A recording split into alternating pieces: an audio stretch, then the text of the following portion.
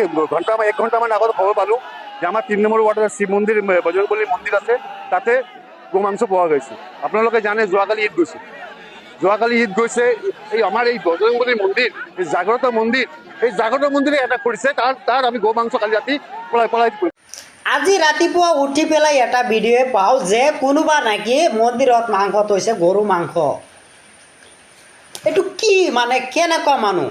তো বন্ধু বান্ধৱীসকল, আজি ভিডিঅ'টো বনাবলৈ উদ্দেশ্য এইটো যে মানুহে খালি ক'লেই নহ'ব নহয় যে মুছলমানে গৰু মাংস থৈছে বা মুছলমানে ই কৰিছে তি কৰিছে। মুছলমানে কেতিয়াও গৰু মাংস নথয়, কেলৈনো কুৰবানী যে মাংসটো হয় সেইটো বহুত মূল্যৱান মাংস হয়। সেইটো মুছলমানৰ ধৰ্মত খালি এনেকৈ আহি যোৱা নাই, ওপৰত আহিছে পাইছে। আৰু এটা কথা যে মুছলমানৰ যেই কুৰবানী মাংসটো হয় বকৰা ঈদৰ এক টুকুৰা যদি মাংস হয় বন্ধু বান্ধৱীসকল, সেই মাংসটো বহুত দামী হয়। আৰু সেই মাংসটো আমি দলিয়াই দিব নোৱাৰি, দলিয়াই দিলে আমাৰ পাপ হ'ব, আল্লাহ আমাকে পাপ দিব।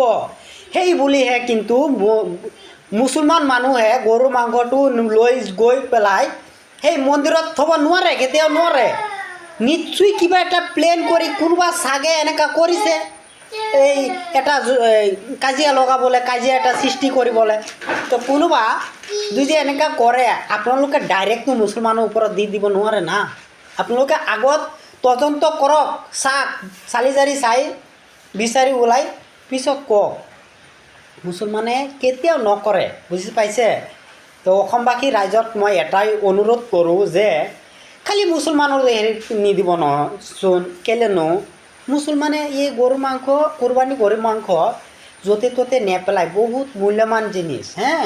এইটো কুৰবানী দিয়ে, এজনে যে চকদাটো দিছে, কুৰবানী দিছে, তেওঁ কিন্তু তাৰ এটা পাপ মোচন হ'বলৈ, পাপটো যাবলৈ কাৰণে কিন্তু তেওঁ কুৰবানীটো দিয়ে।